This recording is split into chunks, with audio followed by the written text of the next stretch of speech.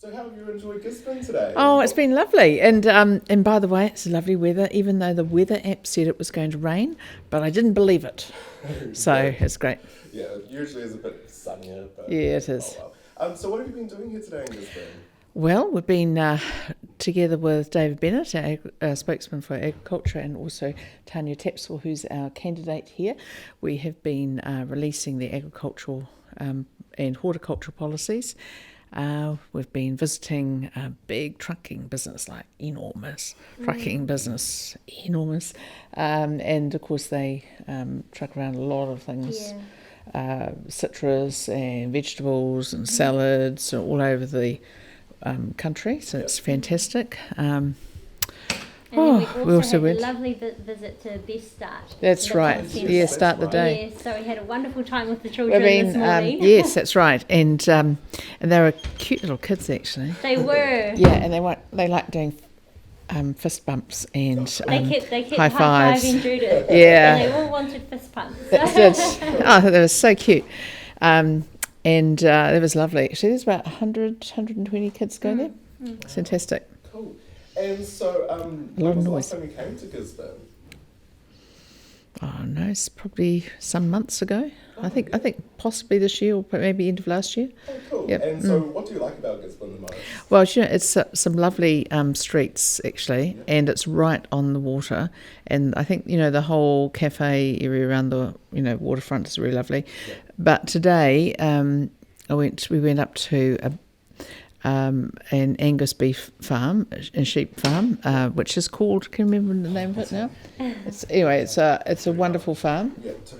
Yeah, And we saw and on the way up and then drive back, the views were outstanding, and there's obviously quite a bit of a surfing beach going on, and it was just the most stunning scenery. That's awesome. I thought, oh, that is gorgeous. Yeah. I was very proud to show off the East Coast scenes. Yeah, so you were. to our Yeah, leader this morning. I have to say, quite often when I'm because the upper end of this electorate is Oportuki and Whakatane, and I'm there quite a lot because I've got friends there. So. In Oportuki and Bakalich family, and so I've been there just not that long ago, but it's a lovely part of the country. And so, getting into the nitty gritty, Gisborne has benefited quite a bit from the Provincial Growth Fund. And if National was to become government, is there any sort of regional development funding that would be available? Well, yes, but of course it's going to be a big focus on infrastructure. So what we will be doing is very much focusing on the roading that we need here, and in fact the logistics company that we've just been to see, they were pretty keen to talk about that, and I said, well, we've got a policy being launched. Well, we've already launched our policy generally, but particular ones for this area coming very soon. Okay. And we'll send Tanya along with Christopher Bishop, who's our transport spokesman, to come and see you to talk about that. Yes. But I didn't want to do the announcement at the same time as we're doing the agriculture and horticulture, because otherwise it would get missed. So we want to make sure we get a good promotion for that. So big roading projects, but also remembering that things like sorting out the RMA, taking that out, putting in better legislation gets things done a lot quicker. All these things are important. Plus also, obviously, this is a major horticulture and agricultural area, about staffing, the RSE scheme, about bringing in seasonal workers from overseas, all those sorts of things that we have to do. Those are sorts of things that we've been working through with our border policy to make sure we can do that safely. And is that a transport policy specific for Tairāwhiti?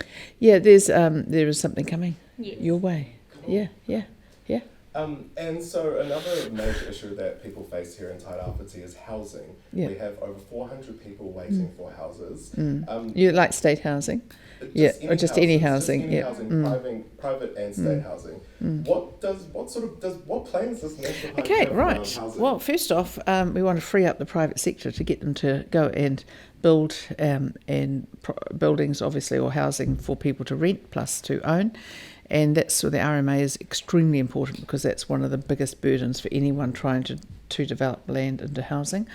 At the same time, we are removing what's called the 5-year bright line test, and that would mean that people could actually buy an investment property and then know that they were free to sell it after 2 years without getting whacked with a big capital gains tax effectively on it. So that will encourage people to actually rent out houses, because they'll think, oh yeah, it's an investment I can work with, but also freeing up the market there by removing the difficulty that the current government's put in around getting rid of antisocial tenants who cause mayhem in street or anything like that. So we would enable landlords to be able to shift them out on a 90-day notice, rather than having to have 3 evidences of neighbours giving written statements about what's going on. Because if you've got a very nasty tenant next door to you, a neighbour, you probably don't want to be putting in written submissions about how they're really nasty and causing you mayhem in the street, so because people are frightened. So we get rid of that. We'd also, one of the things we think is really important is to remember that everything that the current government's done around rental accommodation has actually ended up with now rents at $50 a week more expensive than they were 3 years ago. It's a lot of money, isn't it? And so understanding that the best way to deal with that is to have more people with more houses out there available to rent. In terms of buying homes, again, that's also about freeing up the developers so that they actually can get the homes built, which is the RMA thing. We've also got some other things. We haven't put out a housing policy yet, but those are just some of the things in it. And I have an absolute personal hope that people will be able to want to own their own home, because the State House waiting list has gone from 5,000 to now 20,000 people. It's an enormous shock, and that's a disgrace, frankly, for any government. So that's under the current People's Watch, not ours. So taking it back to state housing, then what would National Party do around state housing? Well, the state housing that has been built, it's around 5,000 houses. Those were all in the pipeline of building, such as consented or started or just about to go and set when the current government came in.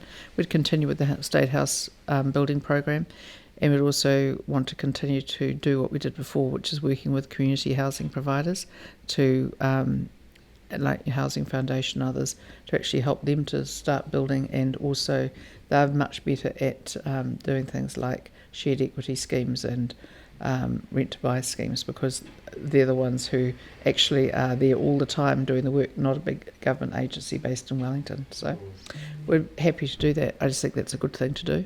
Cool. And so the Heather Simpson report talks about amalgamating the district health boards. The Powater Tairāwhiti would get amalgamated with Hawke's Bay.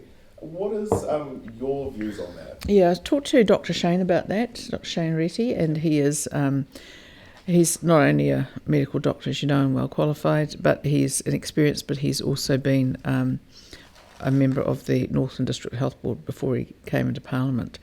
His view is that it doesn't actually make that much sense just to amalgamate around the place, because you get a couple of dysfunctional organisations together, you tend to get an even more dysfunctional amalgamation. But his view is very clearly is that there would be, obviously encouragement, as there already has been, for DHBs to work together on specialties, and one does one more, so you can get some economies of scale as well with purchasing and other things like that. But just shuffling the deck chairs isn't going to make the difference. We've seen it with the current government with what they've done around polytechs, taking all the polytechs and putting them into one, and then ending up with, I think it is 26 different chief executives, all with the same title of chief executive in the same organisation, which I have to say is bizarre. So, we won't be doing that. Yep. And one of the major health issues that is impacting whānau across this whole area is the methamphetamine addictions. And so you recently put out a policy around that. Could you explain more about what National plans to do on tackling P in the Gisborne region? Yeah, so this area does have a big issue with P. So does Hawke's Bay and Northland. And it is essentially, it's the one of the more widely used drugs now, other than alcohol. And there is, of course, no safe limit for P. It's just not good in any way, shape or form. That we've put a big effort into health response around addicts to get them off P and to want them to try and keep off P. As has been said to us, the problem is it's a really difficult drug to get off, and there's a program that's been trialled in Northland, but it's based on an American model called Matrix program. What that one does is it seems to have success rates, I think from memory, about 60 to 70%, which is enormous in terms of addictive services, which normally they'd say 9 to 10% is really good. And that is a very wraparound service. We want to actually just get that run out, and that's something that we would be doing there. The other thing is on the suppliers side, very much focus on going after that meth coming into the country, and it's coming in through mostly either postage or through containers and shipments through the ports.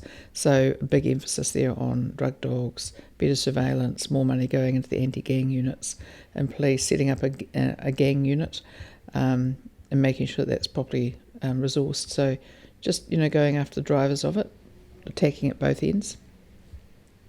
And so would National be willing to create a rehab facility here, as a lot of people have been asking for it, and there was $20 million that was put aside for a mental health and addictions facility, and people that work in the P area, dealing with people who are addicted to it and all, are quite upset that there isn't any plans for a residential facility. So Does National have any plans? Well, we've got a plan to have one particular, absolutely one in every DHB, a detox. It's actually a bed. It's not a facility. It's a bed, because at the moment there's about 7 in the whole country, and so we'd make sure that every DHB has a space to get people actually detoxed off it, and then into the residential facilities, which would be mostly those are being run by charities and organisations, so supporting them to do it. But to think there's only a fraction of our DHBs have even got one detox bed in facility, because obviously people don't need to be in that bed for weeks, hopefully, but it's to get it out of their system and then get them into the treatment program, which is the Matrix program, essentially.